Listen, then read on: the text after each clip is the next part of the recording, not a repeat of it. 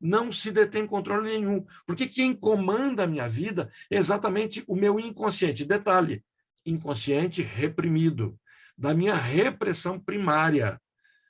É nesse sentido que todos os sonhos, isso é Freud que vai dizer também, todos os sonhos são o mesmo, todos. Se eu pegar o primeiro sonho que eu conto na minha análise e pegar o último sonho, todos os sonhos dizem respeito à mesma coisa. Mas, Orlando, como assim? As histórias são distintas. Pois é, as histórias, o colorido, o momento que provocou o sonho, tudo isso é novo. Tudo isso tem a ver com o que Freud vai chamar de resto diurno, né? Daquilo que está angustiando a pessoa. Mas aquilo que invade o meu sonho e tem sentido para sonhar, ele só faz isso e só tem força onírica para isso porque está ligado à questão do desejo. E o meu desejo é único, é um grupo de ideias que não tem significante. Então, essa é a confusão que nós muitas vezes temos. Nós sonhamos, construímos uma novela com o nosso sonho, em dois sentidos. Primeiro, as imagens penetram na formação do sonho, esse é o primeiro sentido. O segundo sentido é que, quando eu conto, eu tento dar sentido ao que eu sonhei. As imagens que vêm, eu começo a dar sentido a elas. E quando eu dou sentido, eu já estou interpretando o sonho. E claro, obviamente, que nessa interpretação, além de eu já ter a distorção causada pelo meu superego, agora eu tenho uma nova distorção causada também pelo meu superego. Então eu tenho duplas distorções, triplas distorções. Quando Freud fala do sonho, ele vai nos dizer também que o sonho sonhado, e ele é distorcido, mas o projeto é que ele seja um sonho infantil. Então, se a gente buscar assim, quando é que a pessoa poderia parar a sua análise? Quando ela der conta de ter sonhos infantis. E o que são sonhos infantis?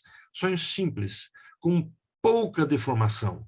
Então, uma pessoa que está num processo de análise, que está nesse processo de análise, dando conta de enfrentar os seus fantasmas, os seus problemas, compreendendo as imagens que estão ali contidas, os sonhos não virão tão distorcidos.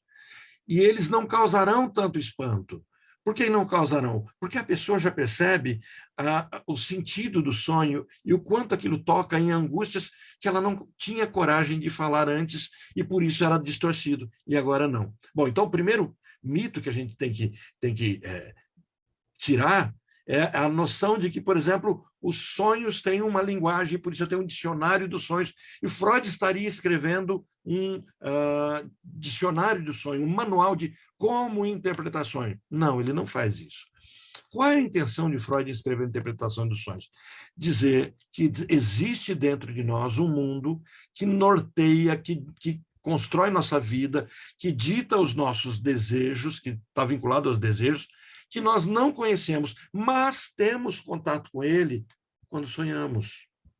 O sonho é a estrada régia para o inconsciente. Uma frase de Freud também. O que ele quer dizer com isso? O método psicanalítico não é o método da interpretação dos sonhos. Os junguianos fazem isso, os sonhoterapeutas fazem isso.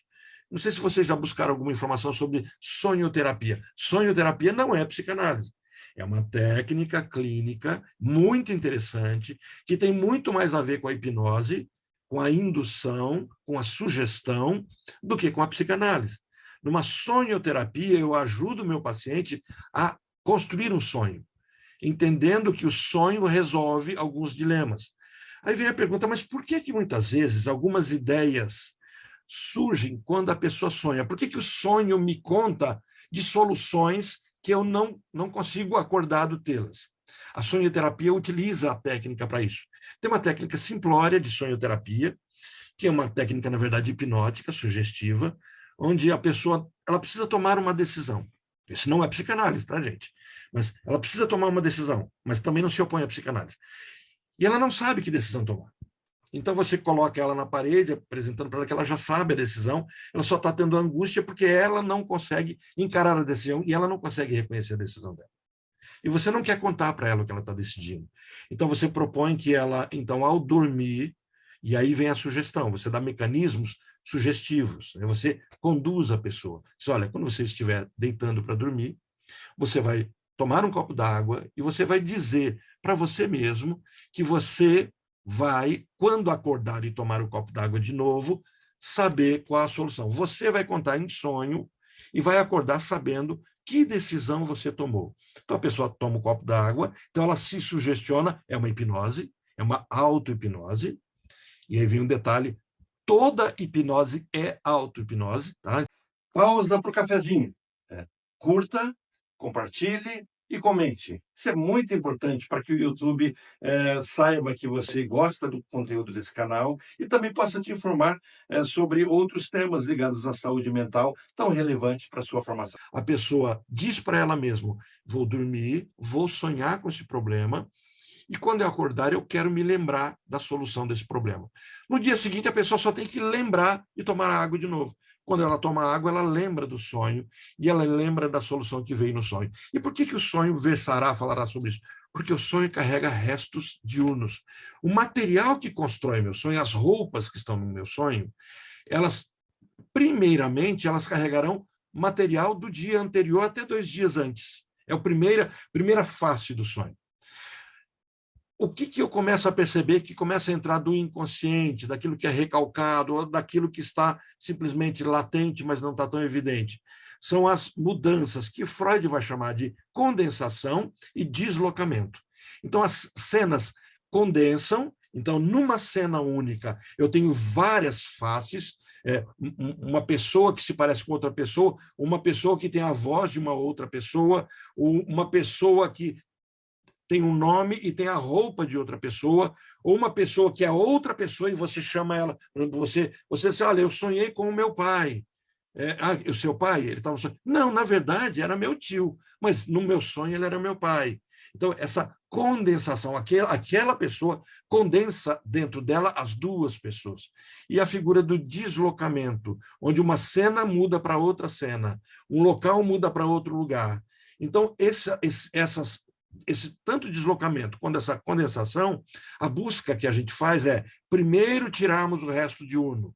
Pensa no ato de peneirar algo. Então, você retira o resto diurno, porque ele não interessa, exceto para que você compreender que aquele resto diurno levantou dentro de você alguma angústia, existe algum link, algum desencadeador daqueles restos diurnos para alguma coisa que virá junto.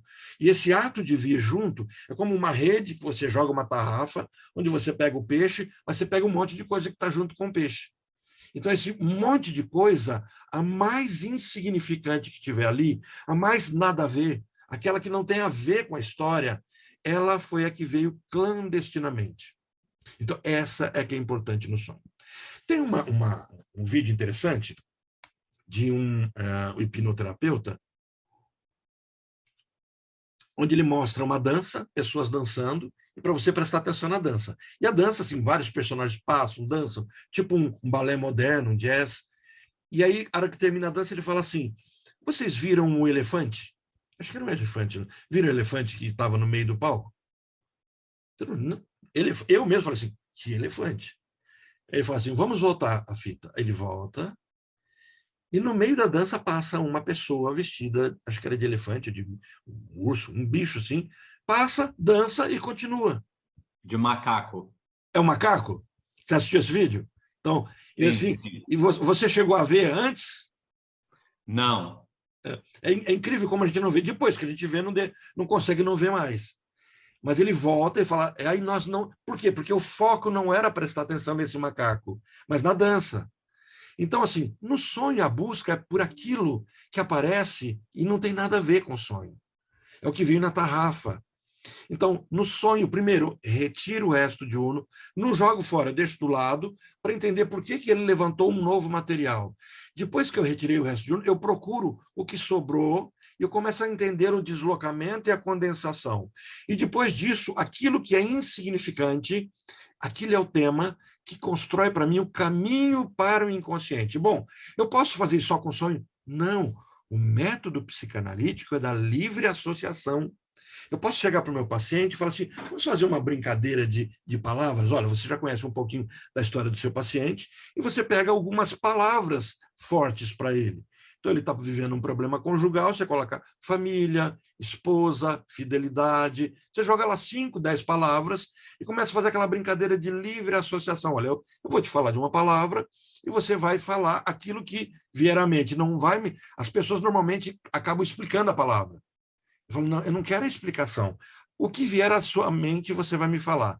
Na verdade, você só está falando de uma forma lúdica, mais fácil, aquele mantra psicanalítico. Fale-me sobre qualquer coisa, por mais insignificante que seja. Como essa frase, até que a pessoa comece a entrar na vibe da análise mesmo, o que alguns analistas vão dizer assim, até que ele entre no momento em que ele pode ir para o divã, isso é outro mito que se constrói, quer dizer, quando é que alguém pode ir para o divã? Onde é que está escrito isso? Ou qual códex que colocou isso?